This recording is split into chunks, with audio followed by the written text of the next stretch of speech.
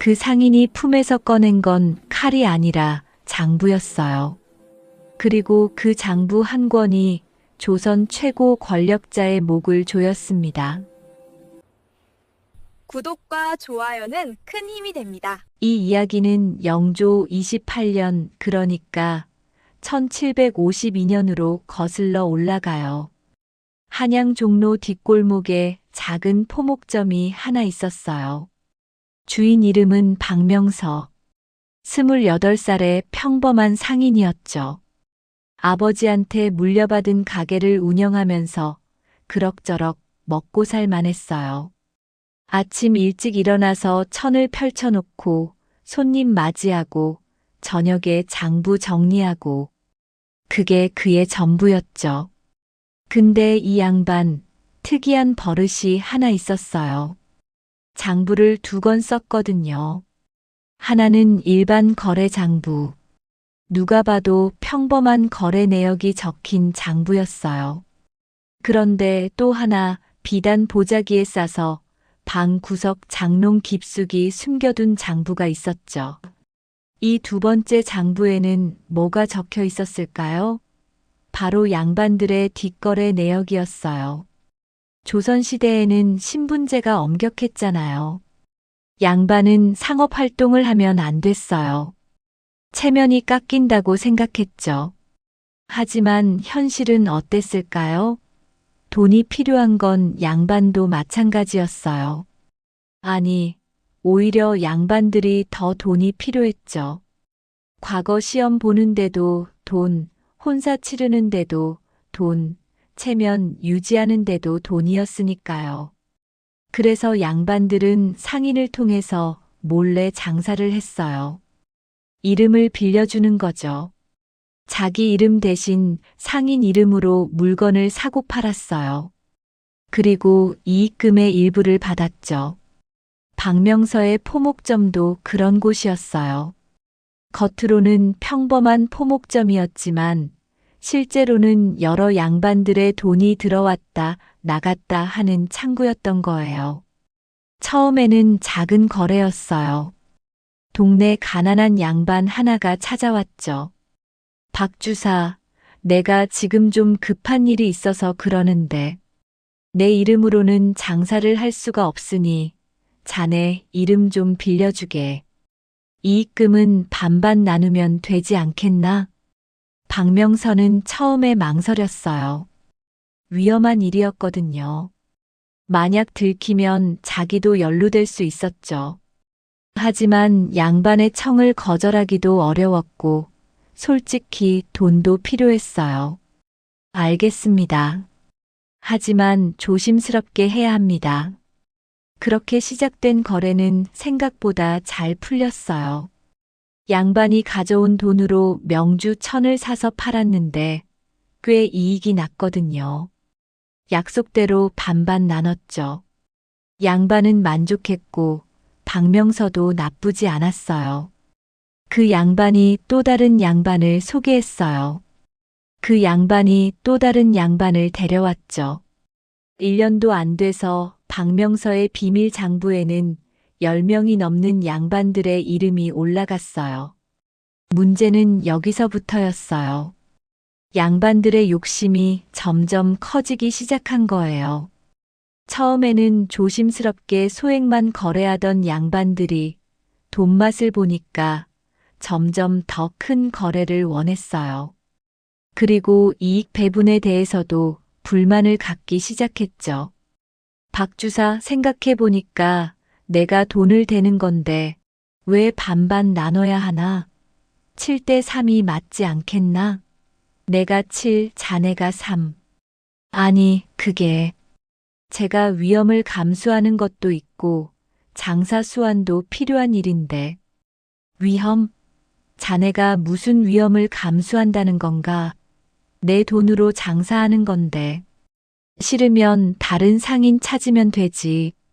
박명서는 어쩔 수 없이 조건을 받아들였어요. 한 명이 그러니까 다른 양반들도 똑같이 요구했죠. 이익 배분은 7대 3으로 바뀌었어요. 하지만 박명선은 여기서 멈추지 않았어요. 그도 장사꾼이었거든요. 머리를 굴렸죠.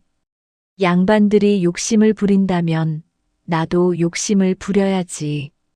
박명선은 양반들 몰래 장부를 조작하기 시작했어요. 실제로는 100냥의 이익이 났는데 장부에는 70냥이라고 적는 거죠. 그러면 양반은 49냥을 가져가고 박명서는 21냥을 받는 것처럼 보이지만 실제로는 박명서가 51냥을 챙기는 셈이었어요.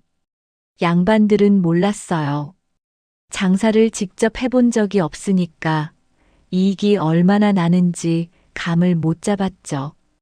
박명서가 이번 달은 장사가 안 됐습니다 하면 그러려니 했어요.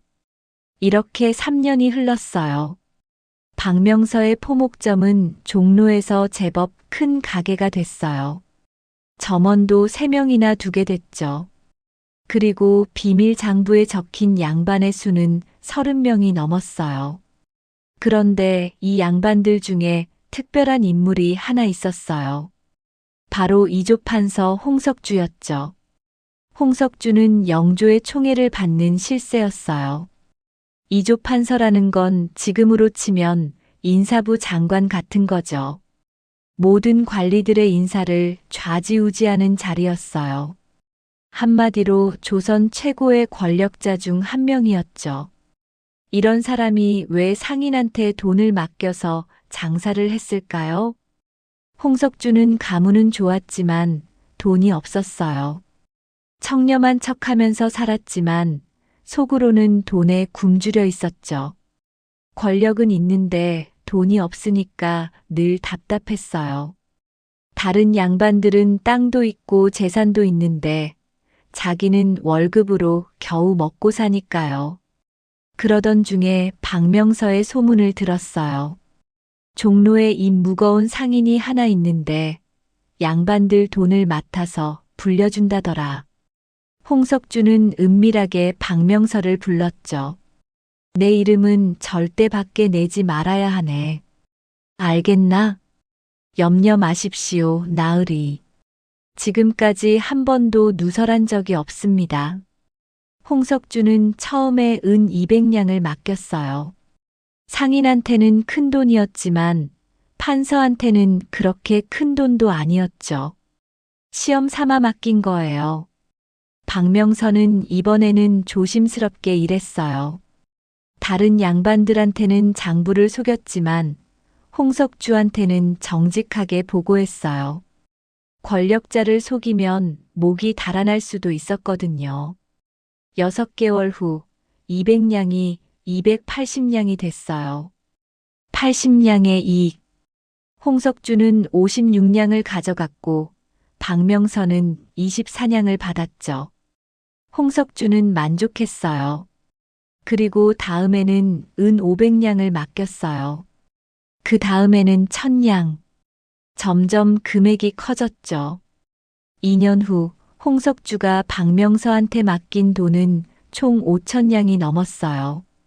엄청난 거금이었죠. 그리고 그 돈으로 번 이익금도 만만치 않았어요. 홍석주는 이제 박명서를 신뢰하게 됐어요. 이 상인은 입도 무겁고 장사 수완도 좋았거든요. 그래서 더 큰 일을 시키기로 했죠. 박주사, 자네한테 특별한 일을 하나 맡기겠네. 무슨 일이십니까, 나으리? 청나라 사신이 곧 들어온다네. 그런데 이번 사신이 특별한 물건을 원한다더군. 조선산 인삼 500근. 최상품으로 말일세. 인삼 500근. 지금으로 치면 300kg 정도 되는 양이에요. 그것도 최상품으로요. 어마어마한 거래였죠. 그 정도 물량을 구하려면 시간이 좀 걸릴 것 같습니다. 시간은 한 달 있네. 그리고 이건 왕명이야. 알겠나? 박명서는 깜짝 놀랐어요. 왕명? 그러니까 이건 영조 임금님이 직접 지시한 일이라는 거였어요. 근데 왜 판서가 상인한테 이런 일을 맡기는 걸까요? 이유는 간단했어요. 중간에서 돈을 빼먹으려는 거였죠. 왕실에서 정식으로 인삼을 구매하면 정해진 가격에 정해진 절차로 구매해야 해요. 그러면 홍석주가 빼돌릴 돈이 없죠. 하지만 박명서를 통하면 얘기가 달라져요. 박명서가 싼 값에 인삼을 구해오면 왕실에는 비싼 값으로 보고하고 차액을 챙기는 거예요. 박명서는 위험한 일이라는 걸 알았어요. 하지만 거절할 수도 없었죠. 이조 판서의 명령을 거부한다? 그건 죽음이었어요. 알겠습니다, 나으리. 최선을 다하겠습니다. 박명서는 전국 8도의 인삼 상인들을 총동원했어요.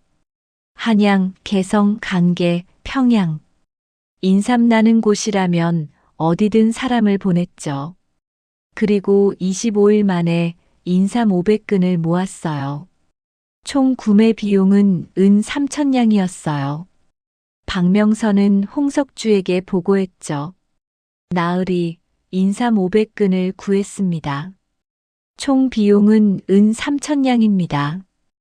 홍석주는 고개를 끄덕였어요. 그리고 왕실에는 이렇게 보고했죠. 전하, 인삼 500근을 구매했사옵니다. 총 비용은 은 4,500냥이옵니다. 1,500냥의 차액. 홍석주는 이 돈을 박명서와 나눴어요. 홍석주가 1,200냥, 박명서가 300냥. 박명서는 300냥을 받고 기뻐했어요. 한 번에 이렇게 큰 돈을 번 적이 없었거든요. 하지만 동시에 불안했어요. 이건 왕실 물품이었고 만약 들키면 영모죄로 몰릴 수도 있었죠. 그래서 박명서는 더 꼼꼼하게 장부를 기록했어요. 날짜, 금액, 거래 내역. 모든 걸 자세히 적었죠. 왜냐하면 나중에 문제가 생기면 이게 자기를 지킬 증거가 될 수도 있었거든요. 이 일 이후로 홍석주는 박명서를 더 자주 불렀어요. 왕실 물품을 구매하는 일이 점점 많아졌죠. 비단, 도자기, 약재, 심지어 무기까지. 모든 거래에서 홍석주는 차액을 챙겼어요.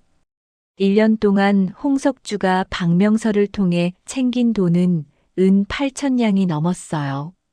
상상도 못할 거금이었죠. 박명서도 덩달아 부자가 됐어요. 종로에 큰 기와집을 샀고 첩도 하나 들였죠. 이제는 제법 몸값 나가는 상인이 됐어요. 하지만 세상에 영원한 비밀은 없는 법이에요. 영조 31년 1755년 봄이었어요. 궁궐에서 이상한 소문이 돌기 시작했어요.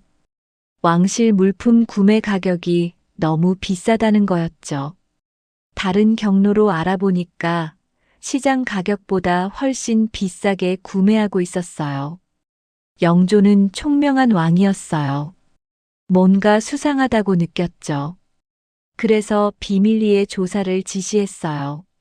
누가 중간에서 돈을 빼먹고 있는 게 아닌가 싶구나. 조용히 알아보도록 하라. 조사를 맡은 건 사원부였어요. 사원부는 지금으로 치면 감사원 같은 곳이죠. 관리들의 부정부패를 감시하는 기관이었어요. 사원부 관원들은 왕실 물품을 납품하는 상인들을 하나하나 조사하기 시작했어요. 그런데 이상한 점을 발견했죠. 이 박명서라는 자가 유독 왕실 물품 납품을 많이 하는군. 그런데 이 자의 포목점은 그렇게 큰 가게가 아니라고 합니다. 작은 가게가 어떻게 이렇게 큰 물량을 납품할 수 있는가? 의심이 커졌어요. 사원부는 박명서를 직접 불렀죠. 박명서, 내가 왕실에 납품하는 물건들을 어디서 구하는가? 여러 곳에서 구매합니다. 구체적으로 말해보거라. 박명서는 대답했어요. 거짓말은 아니었죠. 실제로 여기저기서 구매했으니까요. 그렇다면 장부를 보여주겠느냐? 박명선은 일반 장부를 내밀었어요. 평범한 거래 내역만 적힌 장부였죠. 사원부 관원들은 장부를 꼼꼼히 살펴봤어요. 근데 이상했어요. 숫자가 안 맞았거든요. 이 장부대로라면 왕실에 납품하는 물건값이 너무 비싼데 그게 최상품을 구하다 보니 가격이 좀 나갑니다. 최상품? 시장에서 알아보니까 이 정도 품질이면 이 가격의 절반도 안 되던데 박명선은 식은땀을 흘렸어요. 들킬 뻔했죠. 제가 중간 유통 비용이나 운송 비용까지 포함하다 보니 운송 비용? 한양에서 한양으로 운송하는데 무슨 운송 비용이 그렇게 나오나? 더 이상 변명할 수 없었어요. 사원부는 박명서를 감옥에 가뒀죠. 사실대로 불어라. 누가 뒤에 있느냐? 박명서는 입을 열지 않았어요. 홍석주의 이름을 말하는 순간 자기 목숨은 끝이었거든요. 홍석주는 조선 최고 권력자 중 하나였어요. 그런 사람을 배신한다? 그건 자살 행위였죠. 모르겠습니다. 저는 그냥 시키는 대로 했을 뿐입니다. 시키는 대로 누가 시켰다는 말이냐? 그건 말씀드릴 수 없습니다. 사원부는 매를 때렸어요. 한 대, 두 대, 10대. 박명서의 등이 찢어졌지만 입을 열지 않았어요. 3일 동안 고문이 계속됐어요. 박명서는 거의 죽기 직전까지 갔죠. 하지만 여전히 홍석주의 이름은 말하지 않았어요. 왜 그랬을까요? 단순히 무서워서였을까요? 아니에요. 박명서는 계산을 하고 있었어요. 지금 홍석주를 배신하면 나는 죽는다. 하지만 입을 다물고 있으면 홍석주가 나를 구해줄 수도 있다. 박명서의 계산은 맞아떨어졌어요. 홍석주는 박명서가 잡혀갔다는 소식을 듣고 긴장했어요. 만약 박명서가 자기 이름을 댄다면 그것도 끝장이었죠. 하지만 3일이 지나도 박명서는 입을 열지 않았어요. 홍석주는 생각했죠. 이자는 믿을 만하구나. 그렇다면 내가 구해줘야겠어. 홍석주는 영조를 찾아갔어요. 전하, 사원부에서 조사하고 있는 박명서라는 상인 말입니다. 아, 그자 말인가. 왕실 물품을 비싸게 팔아먹은 자 아니냐? 그게 좀 복잡한 사정이 있사옵니다. 사실 그자는 소신의 명을 받고 움직인 자이옵니다. 영조는 눈을 가늘게 떴어요. 경의 명을 받았다니 무슨 말인가? 왕실 물품을 구매할 때 정식 절차를 거치면 시간이 오래 걸리옵니다. 그래서 소신이 빠른 구매를 위해 그 상인을 이용했사옵니다. 중간에 약간의 비용이 더 들었을 뿐이옵니다. 홍석주는 교묘하게 얘기를 꼬았어요. 자기가 돈을 빼먹은 건 숨기고 왕실을 위해 빨리 일을 처리하려다 보니 비용이 좀 들었다고 얘기한 거죠. 영조는 뭔가 석연치 않았지만 홍석주를 워낙 신뢰했기 때문에 그의 말을 받아들였어요. 그렇다면 사원부에게 조사를 중단하라고 하겠다. 성은이 망극하옵니다. 박명선은 풀려났어요. 온몸이 성한 데가 없었지만 목숨은 건졌죠. 그런데 여기서 이야기가 끝났을까요? 아니에요. 이제부터가 진짜 시작이었어요. 박명선은 감옥에서 나오면서 깨달았어요. 홍석주가 이번에는 나를 구해줬지만 다음에도 그럴까? 만약 더 큰 위기가 오면 그는 나를 버릴 거야. 나는 그에게 그저 도구일 뿐이야. 박명선은 두려웠어요. 그리고 분노했죠.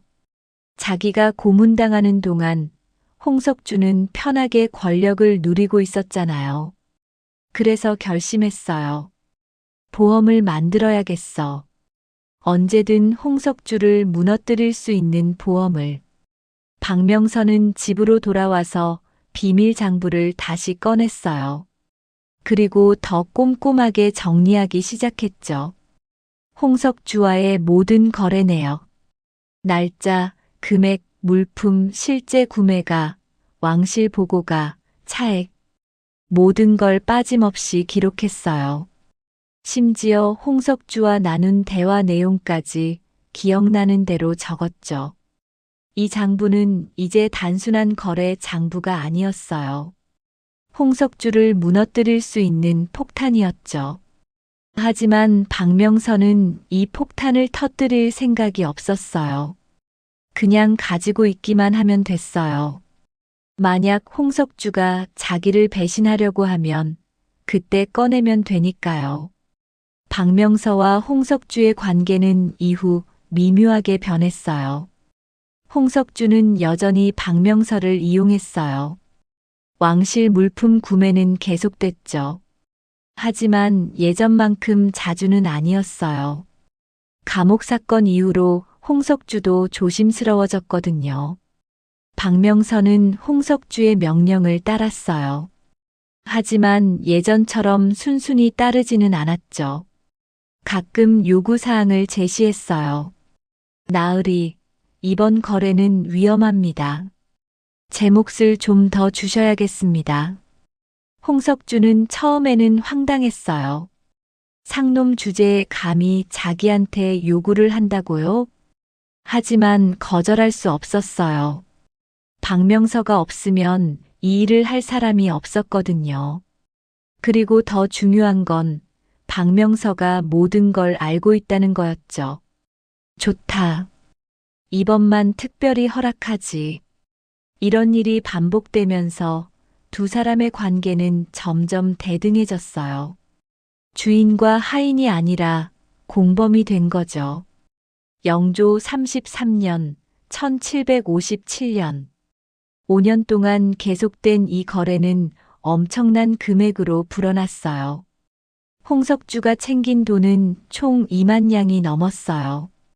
지금 돈으로 치면 수십억 원이 넘는 금액이었죠. 박명서도 5천 냥 정도를 챙겼어요. 상인으로서는 상상도 못할 부자가 됐죠. 하지만 욕심은 끝이 없었어요. 홍석주는 더 큰 일을 벌이고 싶었어요. 단순히 왕실 물품 중간에서 돈 떼는 것만으로는 만족할 수 없었죠. 박 주사, 이번에 큰 건을 하나 하려고 하네. 무슨 일이십니까? 청나라에서 은을 밀수입할 생각이네. 조선에서는 은 거래가 통제되니까 제대로만 하면 엄청난 이익을 남길 수 있어. 박명선은 깜짝 놀랐어요. 은 밀수? 그건 영모제에 해당하는 중죄였어요. 나으리, 그건 너무 위험합니다. 위험하지. 하지만 이익도 크지 않은가? 이번 건으로 우리 둘 다 평생 먹고 살 수 있는 돈을 벌 수 있네. 홍석주는 이미 마음을 정한 상태였어요. 박명서의 의견은 듣는 척만 하는 거였죠. 한 달 안에 준비를 마치게. 청나라 상인과 접선할 수 있도록 하게. 박명서는 할 수 없이 따랐어요. 거절하면 목이 달아날 테니까요. 하지만 이번에는 정말 불안했어요. 왕실 물품 중간에서 돈 떼는 것과 은 밀수는 차원이 다른 범죄였거든요. 들키면 삼족이 멸할 수도 있었죠. 박명선은 밤새 고민했어요. 이대로 가다가는 언젠가 큰 화를 당할 거야. 홍석주는 점점 더 큰 욕심을 부리고 있어. 이제 그만 끝내야 해. 하지만 어떻게 끝낼 수 있을까요? 홍석주는 조선 최고 권력자예요. 박명선은 그저 상인일 뿐이고요. 그때 박명선은 생각했어요. 비밀장부. 그래, 그걸 이용해야 해. 박명선은 비밀장부를 다시 꺼냈어요. 5년 동안 기록한 모든 거래가 빠짐없이 적혀 있었죠. 근데 이걸 누구한테 보여줘야 할까요? 사헌부? 아니에요. 홍석주의 권력이면 사헌부쯤은 쉽게 막을 수 있었어요. 왕, 영조한테 직접? 그것도 어려웠어요. 일개 상인이 어떻게 왕을 만날 수 있겠어요?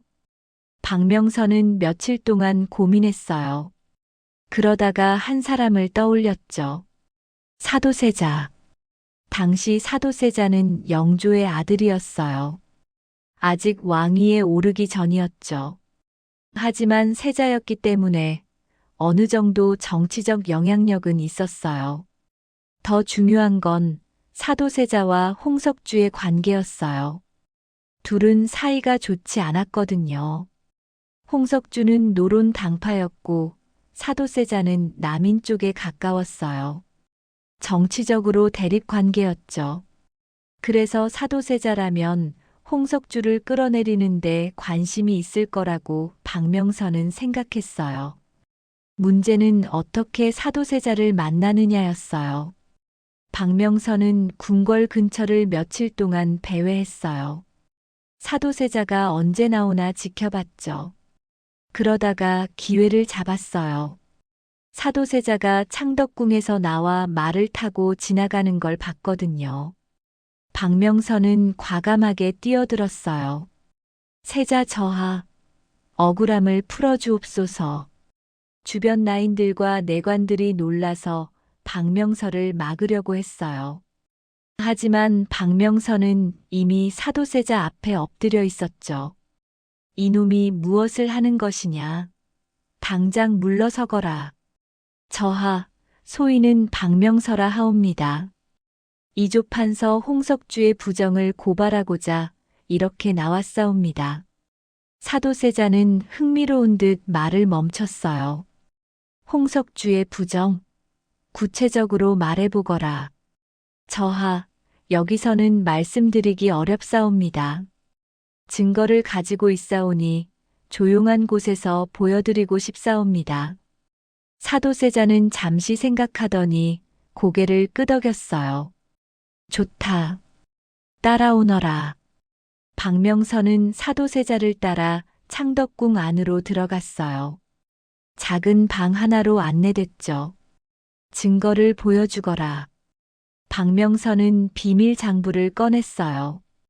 비단 보자기에 쌓여 있던 그 장부를요. 사도세자는 장부를 펼쳐서 읽기 시작했어요. 처음에는 무심하게 보다가 점점 표정이 굳어졌죠. 이게 정말인가? 모두 사실이옵니다, 저하. 소인이 직접 겪은 일이고 하나하나 기록한 것이옵니다.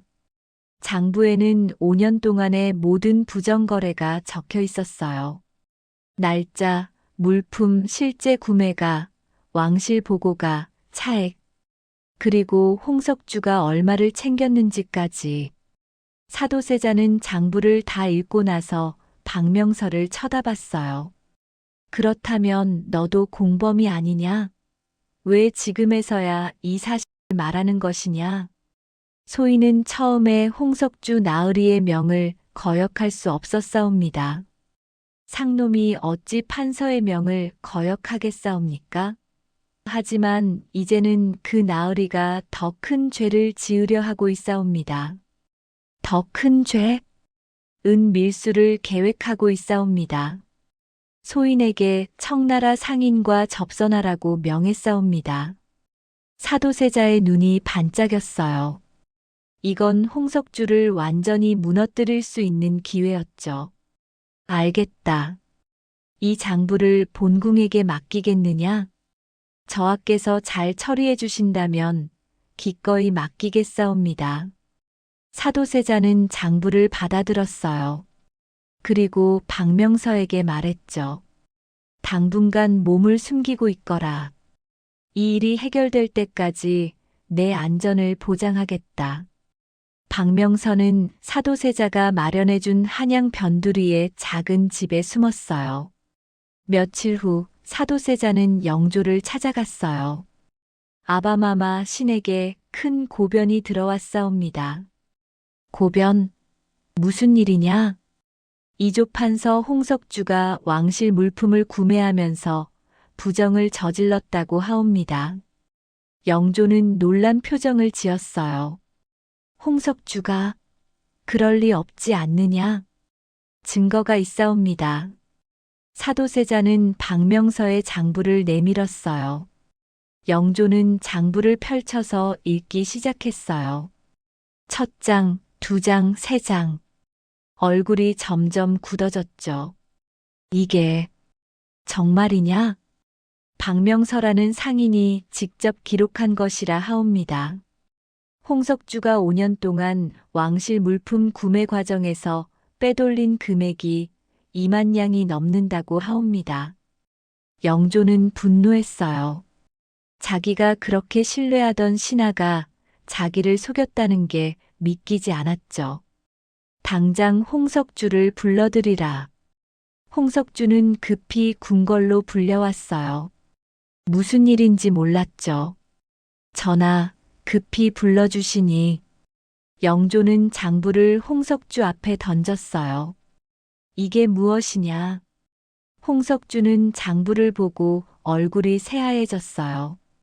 박명서의 장부였거든요. 전하, 이건 변명하지 마라. 5년 동안 짐을 속이고 왕실 돈을 빼돌렸다는 게 사실이냐? 홍석주는 더 이상 변명할 수 없었어요. 증거가 너무 확실했거든요. 죽을 죄를 지었사옵니다. 영조는 명령했어요. 홍석주를 즉시 파직하고 투옥하라. 그리고 재산을 모두 몰수하라. 홍석주는 그날로 의금부에 잡혀갔어요. 조선 최고 권력자였던 남자가 하루아침에 죄인이 된 거죠. 소식은 한양 전체에 퍼졌어요. 사람들은 충격을 받았죠. 이조판서가 부정부패로 잡혀갔다고요? 박명선은 숨어있던 집에서 이 소식을 들었어요. 그리고 안도했죠. 드디어 끝났어. 이제 나도 자유로워질 수 있어. 하지만 이야기는 여기서 끝나지 않았어요. 의금부에서 홍석주를 신문하는 과정에서 박명서의 이름이 계속 나왔어요. 홍석주는 자기 혼자 한 일이 아니라 박명서와 함께 한 일이라고 주장했거든요. 박명서가 먼저 제안했습니다. 왕실 물품을 비싸게 팔 수 있다고요. 물론 거짓말이었어요. 하지만 홍석주로서는 어떻게든 죄를 줄여야 했으니까 박명서에게 책임을 돌리려고 한 거죠. 영조는 박명서도 잡아오라고 명령했어요. 박명서는 다시 의금부에 끌려갔어요. 이번에는 죄인 신분이었죠.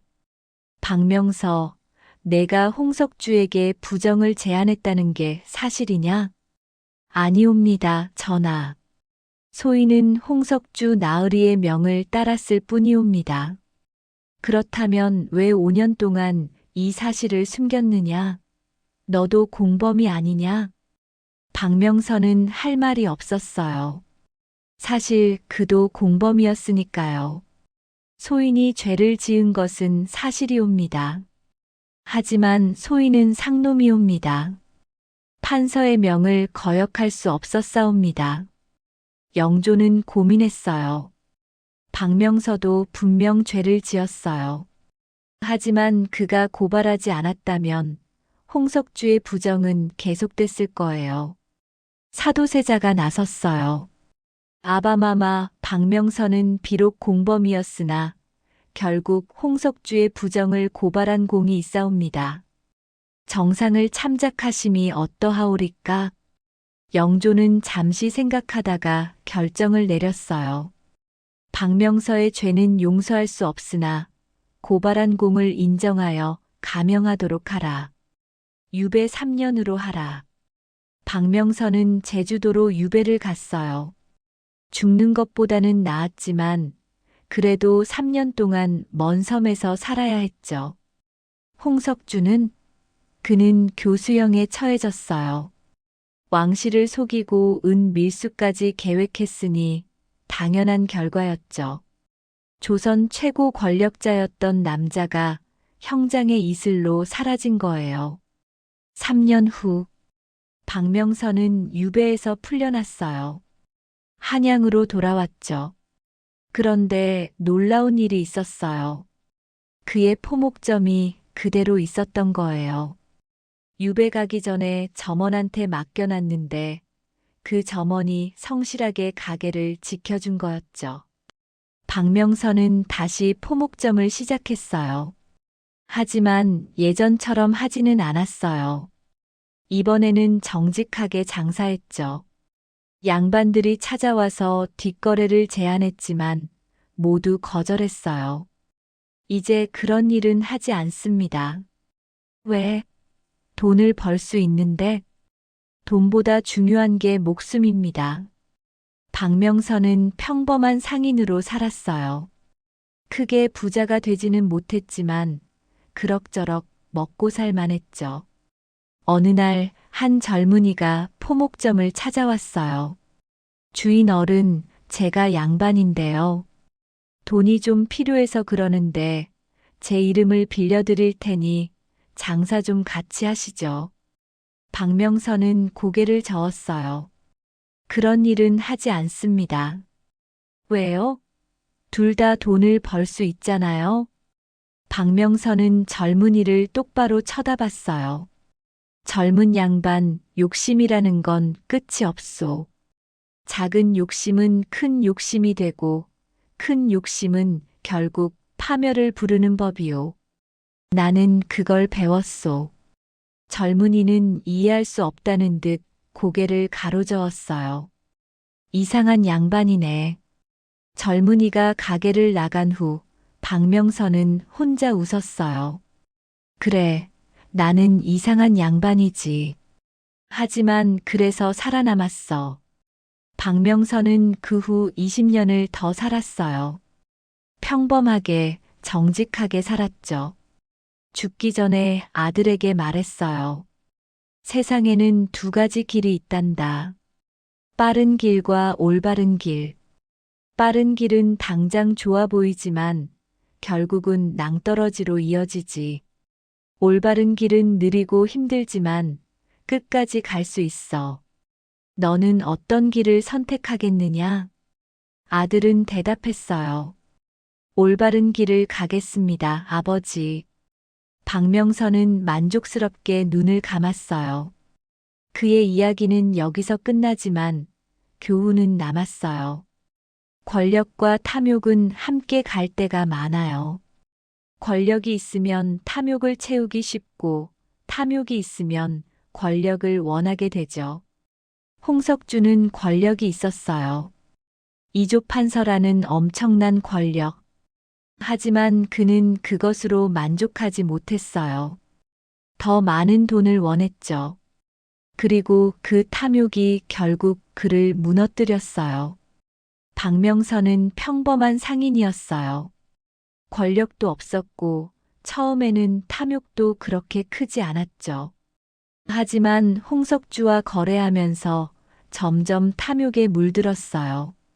그리고 그 탐욕이 거의 그를 죽일 뻔했죠. 다행히 박명선은 깨달았어요. 탐욕의 끝이 어디인지를요.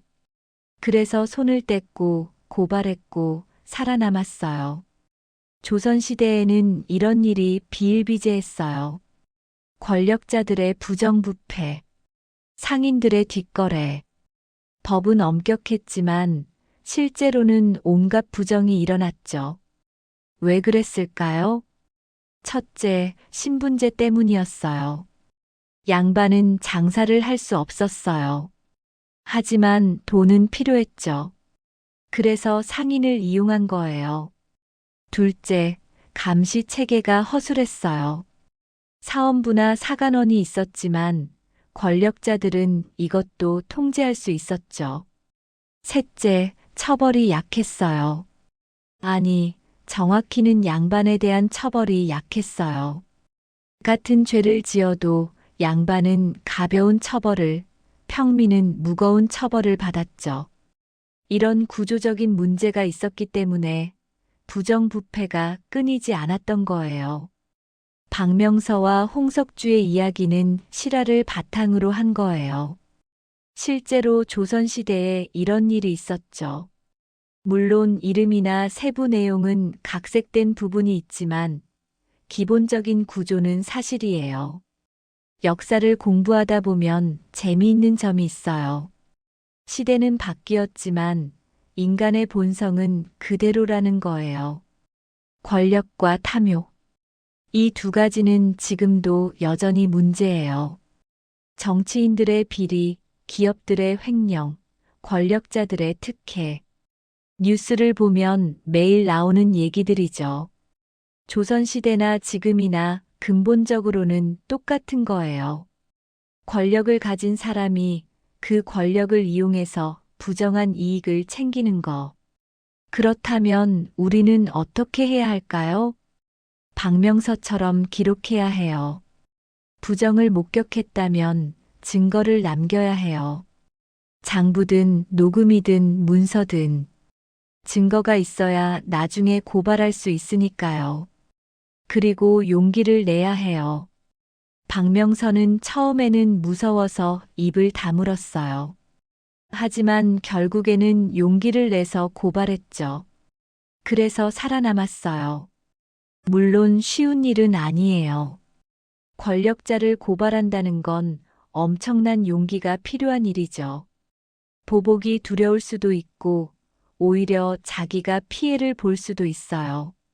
하지만 누군가는 해야 해요.